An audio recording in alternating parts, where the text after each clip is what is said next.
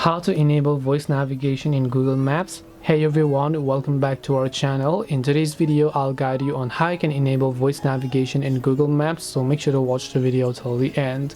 If you'd like to enable voice navigation in Google Maps, it's actually quite very simple to do so, because all you have to do is go ahead and then make sure to launch the Google Maps application here. Once you launch the Google Maps app, you're gonna see this type of interface. Now if you want to turn on voice navigation, you have to tap the profile icon located at the top right hand side of the screen. Once you tap the profile icon from the top right, you want to simply go to settings. Now once you go to settings, just scroll down and look for the option called navigation settings and then tap on it.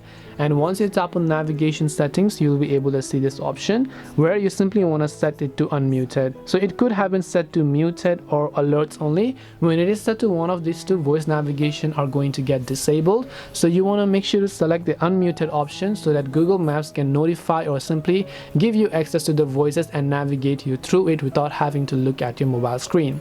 This way you can enable voice navigation on Google Maps. Hope this video was very helpful. If you have any questions, feel free to leave them down. Thank you for watching and see you in the next video.